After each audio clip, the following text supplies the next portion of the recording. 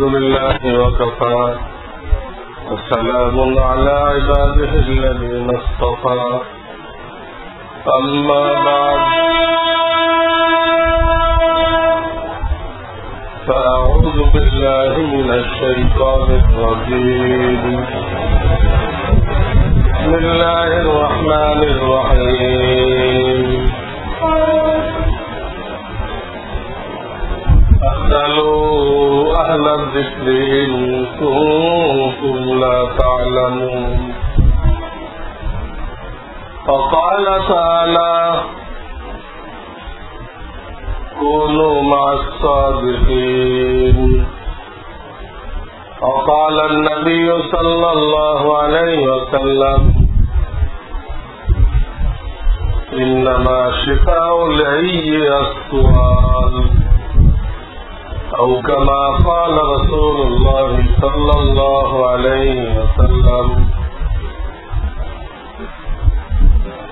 الحمد لله ثم الحمد لله আল্লাহ রাব্বুল আলামিন দয়া করে দ্বীনের নামের উপরে সুন্নতের শব্দের উপরে আমাদেরকে তার ঘরের মধ্যে বসার তৌফিক দান করেছেন। আলহামদুলিল্লাহ। আল্লাহ এই বসাকে কবুল করে নেন এবং আমাদের সকলকে, আমাদের মুরব্বিয়ানে কেরামদেরকে আল্লাহ মাফ করে দেন। আল্লাহ এটা নিজাম রেখেছেন, নিয়ম রেখেছেন, মুসলমান জনসাধারণ ওলামায়ে কেরামকে জিজ্ঞাসা করে করে চলবে, এটা নিয়ম রেখেছেন। তাহলে আল্লাহর দরবারে তাদের আর কোন জবাবদিহিতা থাকবে না।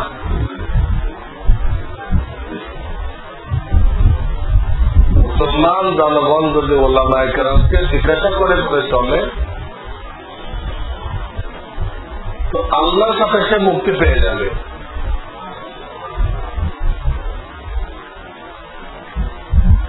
যদি কোন আলেম তাকে ভুল ফতোয়া দিয়ে থাকে,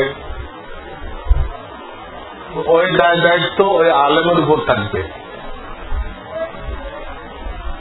ওই আলেমকে জবাবদিহি করতে হবে আল্লাহর কাছে।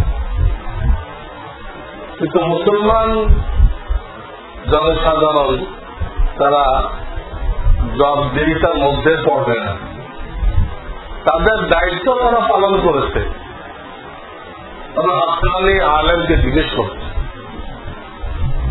হক্কানি আলেমকে জিজ্ঞাসা করছে, এই পর্যন্ত তার দায়িত্ব ছিল। এটা করলে আল্লাহ তাকে মাফ করে দিবেন। তো হার জামানায়, প্রত্যেক জামানায় আল্লাহর নিজাম এইটা, এটা আল্লাহ তাআলা অনুমতি দেন নাই যে জনসাধারণ কোরআন হাদিস ঘেটে ঘেটে মাশাআল্লাহ বের করে আমল করবে, তাদেরকে দায়িত্ব দেন নাই এবং এটা সম্ভবপর না।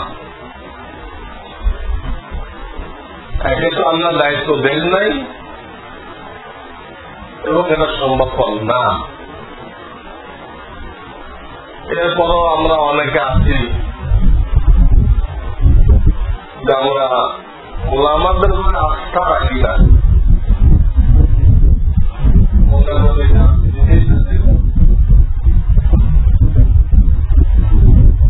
অনেক ইসলামী সেগুলো দাওয়াত দেয়,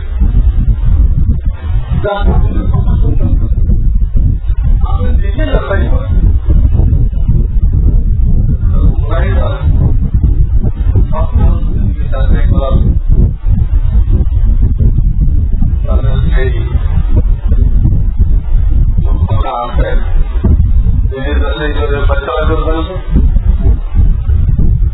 আমরা যেরকম ডাক্তারের পরিবেশে নিজেরা চিকিৎসা করি না,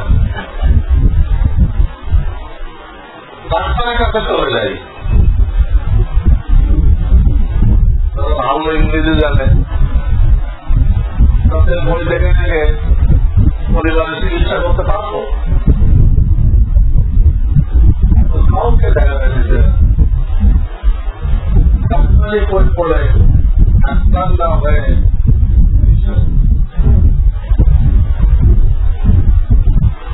পড়া হবে যেটা তো মহানের চিকিৎসা, গ্রাম মহানের চিকিৎসা।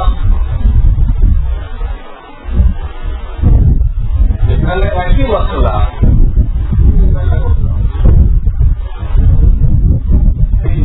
কাজ করে আমল করলে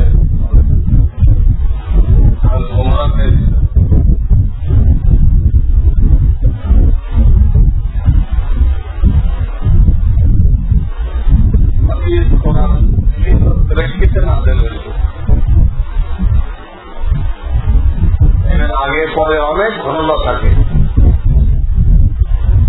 সবকিছু মিলায় একটা হাজার বুঝতে হয়। আপনি যখন শুধু অনুবাদ থেকে বুঝতে চেষ্টা করবেন আবার ভুল হয়ে যাবে, গলা হয়ে যাবে, আমল কষ্ট হয়ে যাবে।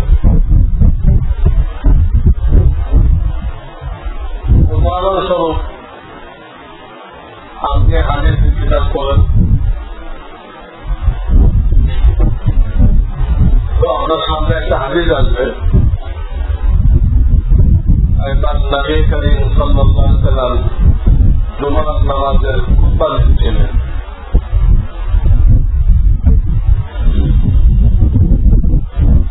খুতবা চলাকালীন খুতবার মাঝখানে একজন সাহাবী মসজিদে ঢুকলেন, তার নাম হল সুহাইব রাদিয়াল্লাহু তাআলা। তিনি মসজিদে ঢুকলেন,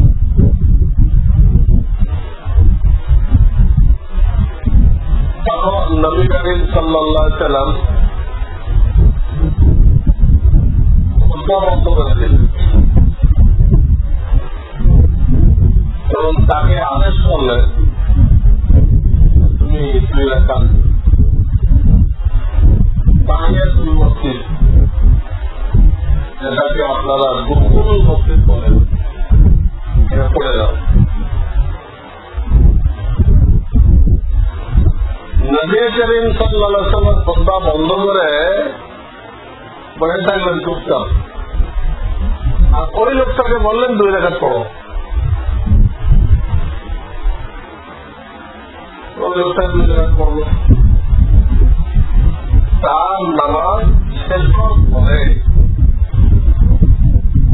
নবী করিম সাল্লাল্লাহু আলাইহি ওয়াসাল্লাম আবার খুতবা শুরু করলেন। হাদিস শেষ, হাদিস কি শেষ। আপনি যখন এই হাদিসটা পড়বেন, এর অনুবাদ পড়বেন, কি বুঝবেন? ওরা আলেমের কাছে গেলেন না, এই হাদিসটা পড়লেন, তো আপনার মাথায় এটা আসবে যে দুখুলুল মসজিদ নামাজটা শুক্রবারে এত জরুরি, এত জরুরি, এত জরুরি যে খুতবার সময় যদি কেউ আসে তারা এই নামাজটা পড়তে হবে। অন্য সময় পড়ুক আর না পড়ুক, খুতবার সময় পড়তে হবে। এটা আমার মাথায় আসবে, আসবে কিনা?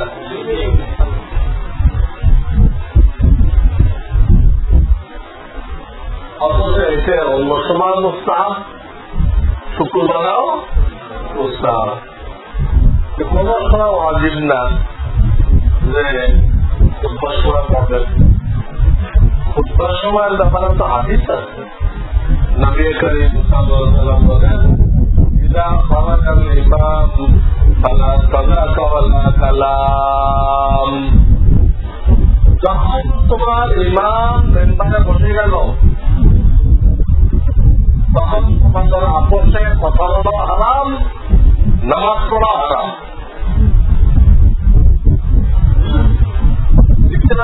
হারাম, কোরআন তেলাওয়াত হারাম, রাসূলের নাম আসে দুরূদ শরীফ পড়া হারাম। একদম চুপচাপ করে থাকতে হবে। ইমাম মেম্বারে বসার পরে আর কোনো কথা বলা যাবে না, গান বাক্স টাকা বলা যাবে না, গান বাক্স টাকা বলা যাবে। আপনি এইসব আন্দোলন থেকে গান করলেন না, আপনি এখানে দেখলেন হুজুরের কথা বন্ধ করে তাদের কি করেছেন পড়েছেন, তাহলে জরুরি আপনি বয়ানের সময় আসেন আর খোদবার সময় আসেন, আপনার কিন্তু পড়বেন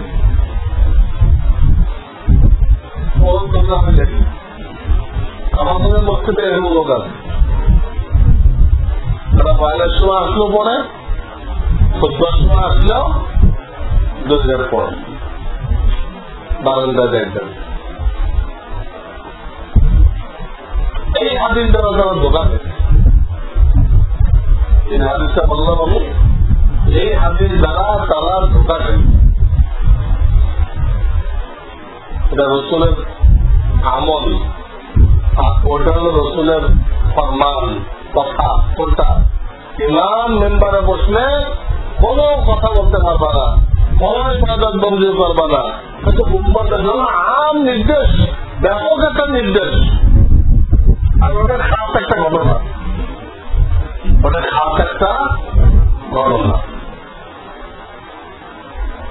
একা যে হাদিস বুঝতে চেষ্টা করবে, আম নির্দেশটা বাদ দিয়ে, আম নির্দেশের মধ্যে ছিল কথা বলা হারাম, নামাজ পড়া হারাম, আজানের জবাব দেওয়া হারাম। খুতবার আগে আজান হয় না, সব দেয়। খুতবার আগে যে আজান হয় ওই আজানের জবাব মুখে দেওয়া নিষেধ, ওই হাদিসের কারণে। এই সম্পর্কে আপনি জোরে পড়লেন, কেন পড়লেন? কারণ বুখারী শরীফে পাইছে। কোথায় পাইছেন আপনি? বুখারী শরীফে পাইছে।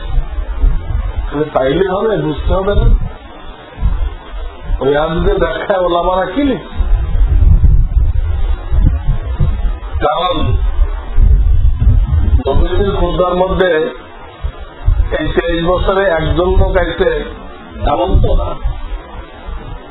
23 বছরের জিন্দেগিতে একটা লোকে আসছিল, আর বহুত লোক আছে, কিন্তু কাউকে তো তিনি বলেন না 2 রেখাত পড়ো, আমি খুতবা বন্ধ করে দিলাম, খুতবা বন্ধ করে দিলাম, তুমি কি করো? আর কাউকে তো বললেন না। কিন্তু জুমার দিন এই নামাজটা জরুরি হইতো, তাহলে খুতবার মধ্যে আরো যত সাহাবী আসছে সকলকে নবীজি এই কথাটা বলতেন, কিন্তু আর কোন ঘটনা নেই, আর কাউকে বলেন। কিন্তু বুঝতে হবে যে এখানে কোন কারণ আছে, এখানে কোন কারণ আছে। কারণটাই ছিল এই সাহাবী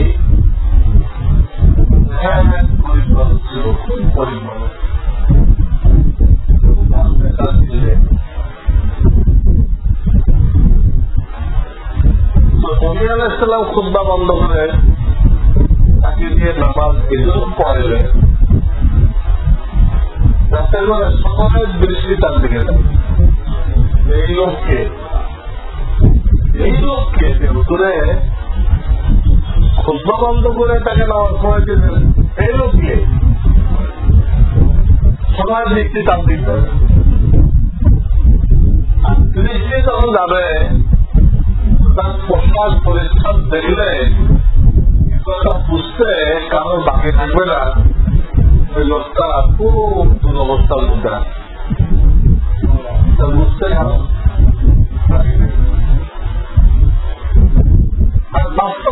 ছিল, সবাই জানতেন তাকে, সেই লোকটাকে। নবীজি তো কোনদিন কাউকে খুতবা বন্ধ করে 2 রাকাত পড়তে পারলেন নাই। এই লোকটাকে বললেন, এই লোকটাকে তো দেখাইছে দেখতে তার হালাত খুবই দুর্বল, সবাই লক্ষ্য করছে। যে কারণে আমাদের পরে যা পারছে গোপনে তাকে সাহায্য করছে। নবীজি মৌখিক ভাবে কাউকে কিছু বলেন না, কাউকে কিচ্ছু বলেন না, কিন্তু তিনি মনে মনে যেটা চাইছিলেন ওটা কিন্তু হয়েছে। আমাদের পরে সবাই যে যা পারছে তাকে সাহায্য করছে। এই সব মিলে ওনারা ব্যাখ্যা দিতে আসলে নামাজটা ওয়াজিব না, সবাই যাতে ওই লোকটাকে একটু খেদমত করে এই পরিবেশ সৃষ্টি করার জন্য নবী আলাইহিস সালাম খুতবা বন্ধ করে তাকে 2 রাকাত পড়াইছিলেন। উদ্দেশ্য 2 রাকাত পড়ানো না, উদ্দেশ্য তার একটু সেবা, তার একটু খেদমত। এটা হল মূল টার্গেট। হয়েছিল আপনি অনুবাদ করলে এই কথাগুলো আপনাকে কে বলে দেবেন? আমি তখন আসবো না কেন, ওই হাতির অনুযায়ী আমার কি করতে হবে? 2 রাকাত পড়তে হবে। দেখবেন এক গ্রুপ আপনি খেয়াল করবেন আমাদের মধ্যে, এই এলাকা আছে কেন জানি না, ওই গ্রুপের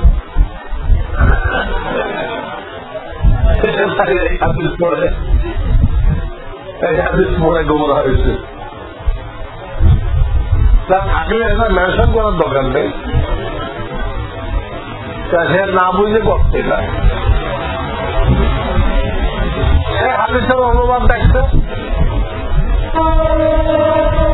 রসুলের হাদিস, তো জন্য মৌখিক কি বলে রাখতেন ওগুলো শেয়ার চিন্তা। মূল নির্দেশ হল নিষেধ।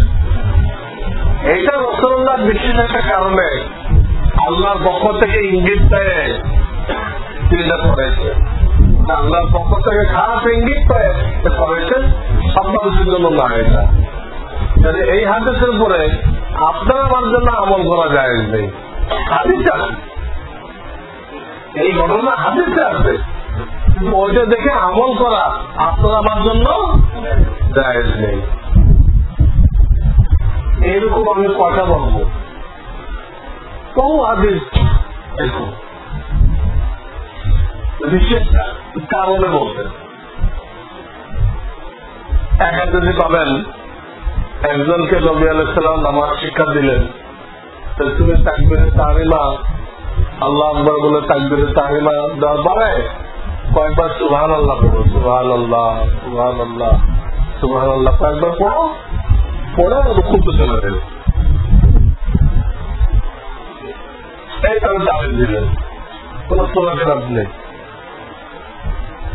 হাদিসের কিতাবে ঘটনা আছে, একটা লোকরে তালিম দিলেন যে তকবীরে তাহরিমা দিয়ে কয়েকবার কি পড়বে, সুবহানাল্লাহ পড়বে, পড়ে রুকুতে চলে যাবে। তাহলে আপনি এটা শুরু করলেন, এরা লোক পাওয়া গেছে, ডাক্তার মানে একজন পাওয়া গেছে, সেরকম কয়েকবার সুবহানাল্লাহ পড়ে আপনি এত তাড়াতাড়ি করতে যাচ্ছি ভাবে, আমাদের ফাতে হয় না, আপনি রুকুতে চলে যান। কোথায় হাদিসে আছে, তবে হাদিস দেখাচ্ছে, এই হাদিস আছে, হাদিস তুলে দেখাচ্ছে। কিন্তু ওইটা ছিল না, হাদিসে আছে ঠিক আছে, কিন্তু ওই ঘটনা ছিল ওটা একজন নমুসলিমকে নবী আলাইহিস সালাম শিক্ষা দিচ্ছিলেন। তুমি সূরা মুখস্থ করতে থাকো, তোমার সূরা মুখস্থ আগে এইভাবে নামাজ পড়তে থাকো, তাকে শিক্ষা দিচ্ছিলেন। তা আমরা যারা আগের থেকে মুসলমান, আমাদেরকে শিক্ষা দেন না, তাহলে হাদিসের তো ব্যাখ্যা সহকারে নেই। যারা পড়ায় তারা আগে পরের কথা মিলায় কি ঘটনা ছিল শীতকালে শীতে আল্লাহ রসুল করছেন, এইগুলো বলে দেয়। তা আপনি যখন অনুবাদ করবেন আপনি এগুলো জানতে পারবেন। সে লোক 2 মিনিটের মধ্যে তাদের কাজ করে দেবে। ওই একটু দাঁড়িয়ে আপনি করতে গেল না, এই নামাজে তার জন্য না, এটাতে আজকে মুসলমান হলো, এখনো কোন সুরাতে মুখস্থ করতে পারে নাই। মুখস্থ করতে 2-4 দিন সময় দিতে হবে, সেই 2-4 দিন সে এইভাবে নামাজ পড়বে। এই তো শরীয়তের নির্দেশ।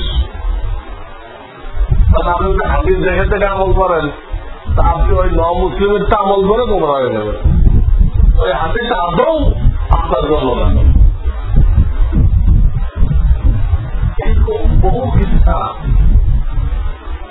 হাদিসের মধ্যে পড়ে আসছে, আমরা পড়ানোর সময় ব্যাখ্যা দিয়ে দিই। নবীজি সাল্লাল্লাহু আলাইহি ওয়াসাল্লামের সাথে বিদায় হজের মধ্যে 1,30,000 সাহাবায়ে কেরাম হজ করছিলেন। 1,30,000। এর মধ্যে একজন সাহাবীকে তার উঠে পিঠের থেকে ফেলে দিল। উঠ ক্ষিপ্ত হয়ে গেলে আর খাওয়ানো যায় না, এমন খুব শান্ত। তো ক্ষিপ্ত হয়ে গেলে আর খাওয়ানো যায় না, উঠ ক্ষিপ্ত হয়ে গেছিল, হয়ে ওই সাহাবীকে পিঠের থেকে ফেলে দিল। খালি ফেলে দেয় নেই, দিয়ে তার পাও দিয়ে পাড়াইছে। একদম পেটের সব থেকে দাঁড়ি ফুড়ি ধরে উনি শহীদ হয়ে গেছে। ওই সাহাবী বিদায় হজে শহীদ হয়ে গেছে। পরে ঘটনা জানাজানি হলো। জানাজানি হইলে নবী করিম সাল্লাল্লাহু আলাইহি ওয়াসাল্লাম বললেন যে তাকে তোমরা কাফন পরাইবা, তার মাথা খোলা রাখবা, তার মাথা খোলা রাখবা। এবং মুর্দারের শরীরে কর্পূর দেওয়া হয়, খুশবু দেওয়া হয়। কোন খুশবু তাকে দেবে না, কারণ সে এহরাম অবস্থায় মারা গেছে। আল্লাহ তাআলা তাকে এহরাম অবস্থায় হাসরের ময়দানে তুলবেন। বুখারী শরীফের হাদিস। এই হাদিস পড়লে আপনি কি ফতোয়া দিবেন? এখন যত লোক হজ করতে দেখছে এরা এহরাম অবস্থায় যদি মারা যায়, পালানোর দরকার নেই, যেমনি মারা যায় তার মাথা খোলা রেখে কাপড় পরাইতে হবে। এই হাদিস দিয়েছেন, আপনি এই ফতোয়া দিবেন। তো বুখারী শরীফের হাদিস। অথচ পরবর্তীকালে সাহাবায়ে কেরামের জামানায় অনেক হাদিস আমরা এহরাম অবস্থায় মারা গেছে।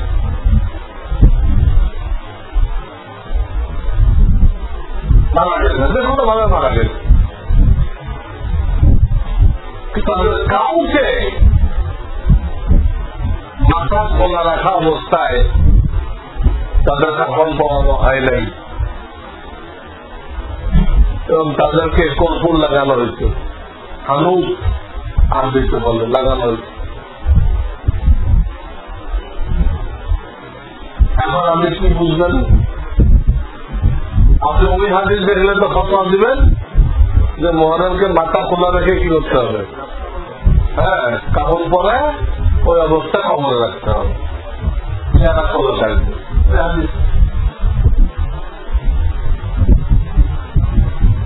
কিন্তু এই হাদিসের ব্যাখ্যার মধ্যে আসছে যে এই মাথা খোলা রাখার ব্যাপারটা ওই সাহাবীর সাথে খাস, এটা ওই সাহাবীর সাথে খাস, যে কারণে পরবর্তীকালে আর যত সাহাবী মারা গেছে কাউকে মাথা খোলা রাখা হয়নি, কাউকে মাথা খোলা রাখা হয়নি। ওটা আমার পক্ষ থেকে ইঙ্গিত ছিল নবীজির প্রতি, যে এর মাথা ঢাকবেন না, এ মোহরেম অবস্থায় এহরাম অবস্থায় উঠবে, আল্লাহর পক্ষ থেকে তাকে খাস সম্মান দেওয়া হয়েছে।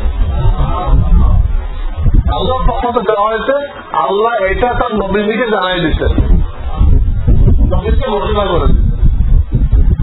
অন্য যারা মারা গেছে তাদের পক্ষ থেকে আল্লাহর পক্ষ থেকে এরকম কিছু বলা হয় নাই যে এরা মাথা খোলা রাখেন, একেও হাসরের ময়দানে আমি আল্লাহ এরকম অবস্থায় তুলবো, অন্য কারো ব্যাপারে জানানো হয় নাই।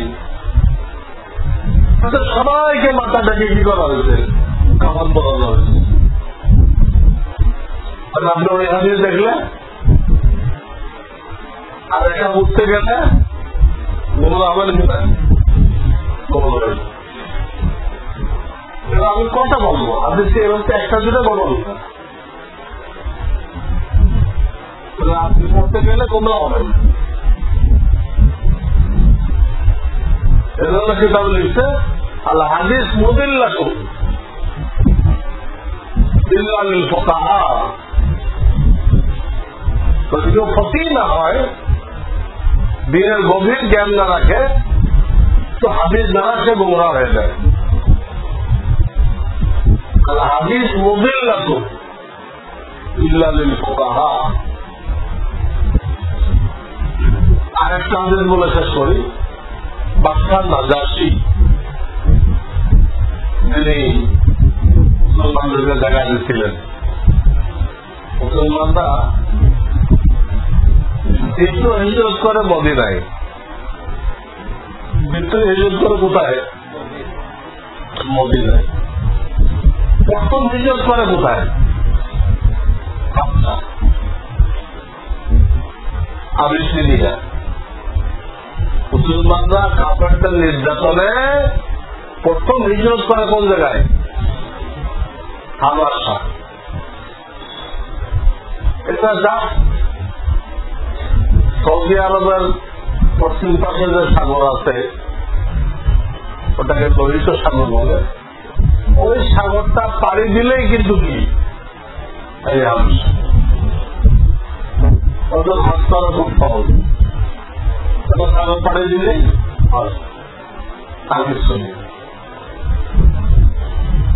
তো মুসলমানেরা প্রথম যে হিজরত করলো এটা হাবশায় করলো। হাবশাতে খ্রিস্টান ধর্ম চালু ছিল এবং ওইখানে যে বাদশা ছিল তাকে বলা হতো নাজাশী।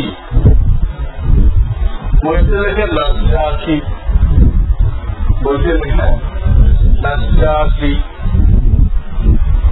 বইতে লেখে ইমাম গাজ্জালি, আসলে গাজ্জালি ডবল নেই। এই বাদশা পরবর্তীকালে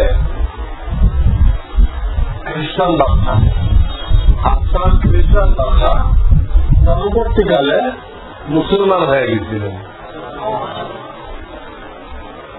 বাদশা নাজাশী মুসলমান হয়ে গেছিলেন, যে কারণে তার দেশেরও বাদশাকে দেখা দেখি তার দেশেরও লোকজন কি হয়ে গেছিল, মুসলমান হয়ে গেছিল। সেখান থেকে আজ পর্যন্ত ওই দেশের লোকজন মুসলমান। বাদশা নাজাশী। তো নবী আলাইহিস সালাম তখন হিজরত করে মদিনা চলে আসছেন।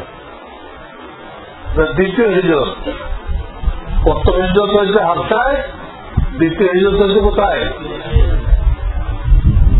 যারা হাবশায় গেছিল তাদেরকে কিন্তু সপ্তম হিজরিতে মদিনা আসার অনুমতি দেওয়া হয়েছে।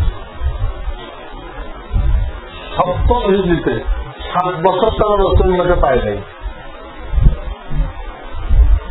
সপ্তম হিজরিতে খায়বার ফতেহ হওয়ার পরে, মুসলমানদের হাতে মাল আসার পরে তাদেরকে হাবশা থেকে কোথায় আসতে বলা হয়েছে। মদিনায় গুটি কত আনসার, তারা সব গরিব, যারা মক্কাতে গেছে এদের সামাল দিতে তারা কি করতেছে, হিমশিম খেয়ে দিত। আর যদি হাবশার থেকে ওই গ্রুপ আসে তো তার মোটে জায়গায় দেওয়া হবে। এই জন্য হুজুর তাদেরকে বলে দিচ্ছেন তোমরা আসবা না, তোমরা একজন বাদশার তত্ত্বাবধানে আসো, থাকো। আমি যখন বলি তখন আসবো। এবারে ইহুদিদের বিরাট সম্পত্তি ছিল, ইহুদিরা পরাজিত হওয়ার পরে ওই বিরাট সম্পত্তি কাদের হাতে আসলো, মুসলমানদের হাতে আসলো। তখন নবী করিম সাল্লাল্লাহু আলাইহি ওয়াসাল্লাম ওই হাবশার মুসলমানদেরকে অর্ডার দিয়ে কি বললেন, মদিনায় নিয়ে। এরপরের ইচ্ছা নবী আলাইহিস সালাম ওহীর দ্বারা জানতে পারলেন। তখন তার এই সমস্ত এই রেডিও ইত্যাদি ছিল না, বা এই সমস্ত স্যাটেলাইট ব্যবস্থা ছিল না। ওহীর দ্বারা জানতে পারলেন বাদশাহ নাজাশির ইন্তেকাল হয়ে গেছে, বাদশাহ নাজাশির ইন্তেকাল হয়ে গেছে। তো নবী আলাইহিস সালাম এই খবর সাহাবায়ে কেরামকে দিলেন, তোমাদের উপকারী বন্ধু বিপদের সময় তোমাদেরকে দেখা দিচ্ছিল, খ্রিস্টান থাকা সত্ত্বেও যে তোমাদের কি করছি, তারাও না মুসলমান হয়েছে, ওনার কি হয়েছে, এই খবর দিলেন। মদিনা শরীফে ওনার জন্য ব্যাপক দোয়া হল। এরপরে জিবরিল আমিন আল্লাহর পক্ষ থেকে আসলেন, জিবরিল আমিন আলাইহিস সালাম আল্লাহর পক্ষ থেকে আসলেন। একজন নবীজিকে প্রস্তাব দিলেন, ইয়া রাসূলুল্লাহ, আপনি যদি নাজাশী বাদশার জানাজা পড়তে চান, ইচ্ছা করেন, তো আল্লাহ তাআলা তার ব্যবস্থা করার জন্য আমাকে পারেন। নবী আলাইহিস সালাম বললেন যে কি ব্যবস্থা করবা তুমি? জিবরাইল আলাইহিস সালাম বললেন মদিনা থেকে হাবশা এর মধ্যে যত পাহাড় পর্বত আছে আমি সব দাবাই দেব, মৃত্যু করে দেব। আর আপনি এখান থেকে বাদশার লাশ দেখতে পাবেন, থাকবেন মদিনায়, কিন্তু হাবশাতে যে তার লাশ রাখা আছে আপনি এখানে দেখতে পাবেন। তাহলে জানাজা পড়াই দিবেন, আমার এখানে আপনার পিছনে তারা একটা বলবে।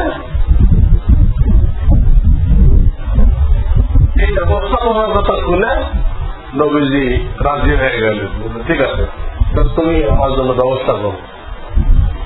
উনি আসছে আল্লাহ পক্ষ থেকে, আল্লাহ পক্ষ থেকে আসবেন। মাঝখান থেকে সমস্ত উঁচা জিনিস যা ছিল জিবরাইল সালামকে দাবাই দিলেন এবং নবী আলাইহিস সালাম মদিনা থেকে বাদশাহ নাজাশীর লাশ দেখতে পাইলেন। ওই দেখে দেখে তিনি জানাজার ইমামতি করলেন। মদিনার সাহাবারা একটা দেখল জানাজা হয়ে গেল, জানাজা হয়ে গেল।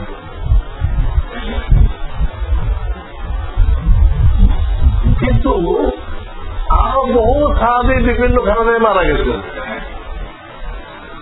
কিন্তু সেখানে আল্লাহর পক্ষ থেকে এই ব্যবস্থা করা হয়নি। তাহলে একটা হাদিস বলে আপনারা সবাই জানেন, হুজুর বলে দিয়েছিল দেখো যদি জাফর শহীদ হয়ে যায়, হ্যাঁ তাহলে জায়েদ ঝান্ডা ধরবা, জায়েদ যদি শহীদ হয়ে যায় তা আব্দুল্লাহ রওয়াহা ঝান্ডা ধরবা। চলুন নাই গেছে, 3 জন শহীদ হয়ে গেছে, 3 জন শহীদ হয়ে গেছে। পরে 1 মাস আগে খালেদ ইবনে ওলীদ মুসলমান হয়েছে, তিনি আপনাদের কাফেরদের লিডার ছিলেন, উনি এখন মুসলমান হয়েছে অলরেডি, খালেদ ইবনে ওলীদ। এইখানে আল্লাহর পক্ষ থেকে এই ব্যবস্থাটা করা হলো না যে আপনি যদি জানাজা পড়াতে চান মাঝখানে সমস্ত উৎসাহ জিনিস দাবাই দেওয়া হবে, আপনি এখান থেকে ওই 3 জন সাহাবীর জানাজা পড়তে পারবেন, এই ব্যবস্থা করা হয় নাই। তো নবী করিম সাল্লাল্লাহু আলাইহি ওয়াসাল্লাম এই 3 জনের কারোর জন্য এই মদিনার থেকে জানাজা পড়েন নাই। যারা ওইখানে উপস্থিত ছিল তারা জানাজা পড়াইছে, পড়ে ওই ময়দানে তাদেরকে দাফন করে দিচ্ছে। ওই ময়দানে কি করছেন? দাফন করে দিচ্ছেন। আসলে পার্থক্যটা বুঝতে, একটা ঘটনায় নবীজি গায়ে মারা জানাজা পড়তেছে,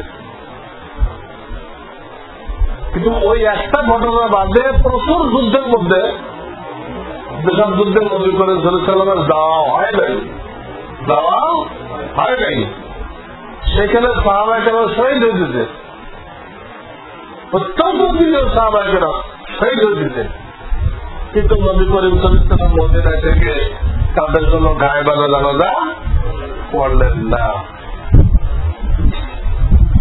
ব্যাপারটা কি?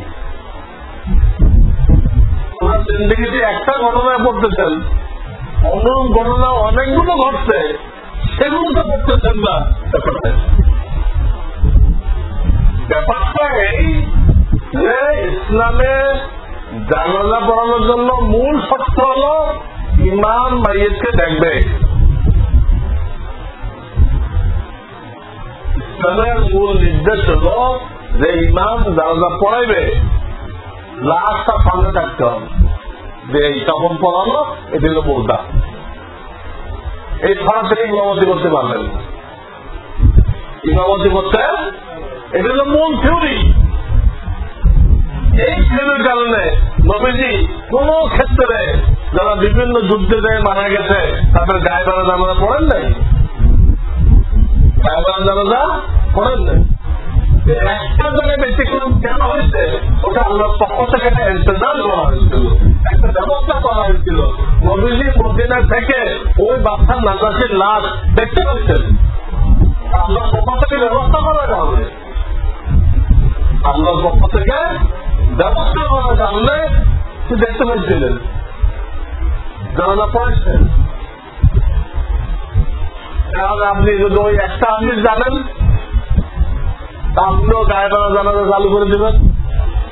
আমার মধ্যে এখন গায়ে বাঁধা জানাজা হিড়িট পড়ে গেছে। আমাদের দেশে এখন কিন্তু গায়ে বাঁধা জানাজা হিড়িট পড়ে গেছে, কোন আলেমকে জিজ্ঞেস করে না। একটা লোক কোন আলেমকে জিজ্ঞেস করা দরকার মনে করতেছে না, সবের কাজ মনে করে এমনি জানাজা যা লোক হয়, গায়ে বাঁধা জানাজা তাতে বেশি লোক হবে, এগুলো সব হবে না গোনা হবে, কেউ জিজ্ঞাসা করতেছে না, সব কিছুই হবে না, গোনা হবে। তারা যে ঘটনায় কেয়াস করতেছে, অনুমান করতেছে, ওই ঘটনার এই ঘটনা এক না। ওইখানে তো নবীজি আল্লাহর কুদরতে লাশ দেখছে, কিন্তু আপনার ইমাম যে গায়ে বাঁধা জানাজা পড়তেছে, ওনাকে কি লাশ দেখানো দিচ্ছে? উনি কিসের ভিত্তিতে করে দিতেন? কিসের ভিত্তিতে করে দিতেন? দেখছেন হাদিস মানতে নেই মানুষ কিভাবে গোমরা হয়, কিন্তু বুঝে আসছে আপনাদের এত সামনে কিন্তু হাদিস আছে, কিন্তু হাদিসটার অপব্যবহার করতেছে, হাদিসটার সঠিক ব্যাখ্যা করতেছে না। একটু জায়গাটাই দেখবো যে এরকম ঘটনাটা আরো ঘটছে, তো সেই লোকগুলো কি অন্যায় করছিল? তারা রসুলের জানাজা পাইল না, জানাজার সাইড থেকে এই জায়েদ কি রসুলের কাছে কমপ্লিও ছিল? জাফর রসুলের চাচাতো ভাই কি কমপ্লিও ছিল? কমপ্লিও ছিল। এদের জন্য কেন জানাজা পড়াইলেন না? জায়েদ থাকলে মদিনা যারা ছিল তাদেরকে নিয়ে আল্লাহ রসুল গায়ে বাঁধা জানাজা কেন পড়াইলেন না? তারা তো শহীদ হবে আগে বলে দিন হুজুরে, তারপরও তারা গেছে। আমরা হলে রেটের দিন আল্লাহ জানে, হুজুর যখন বলছে তো তো শহীদ তো নিশ্চিত শহীদ হয়েছে, হুজুরে জানাজা পড়ান। এটা সরাসরি হাদিস বুঝতে গেলে উন্নয়ন হয়ে যেতে হয়।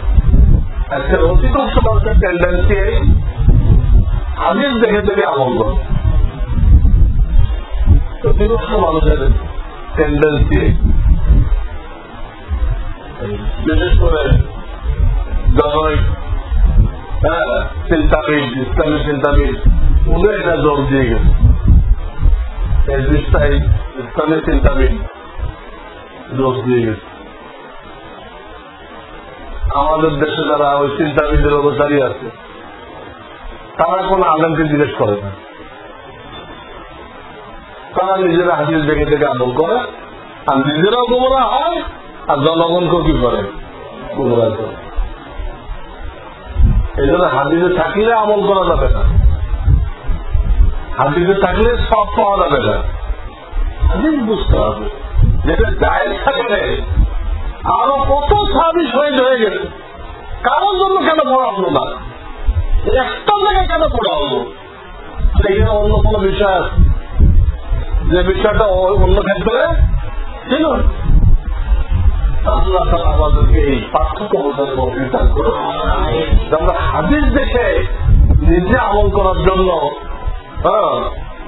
এই সাহস না করি, ওলামায়ে কেরামকে জিজ্ঞেস করি এই হাদিসের মর্ম কি, এই হাদিসের ক্ষেত্র কি, এটা ওলামায়ে কেরামকে জিজ্ঞাসা করি, তারপর আমল করি। তাহলে ইনশাআল্লাহ আমরা সব ধরনের গুমরাহি থেকে, বস্ততা থেকে আমরা বেঁচে থাকতে পারবো। আল্লাহ তাআলা আমাদের সকলকে আমল করার তৌফিক দান করেন, ওলামায়ে কেরামকে জিজ্ঞেস করে করে চলার তৌফিক দান করেন। ওয়া আখিরু দাওয়ানা আলহামদুলিল্লাহি রাব্বিল আলামিন।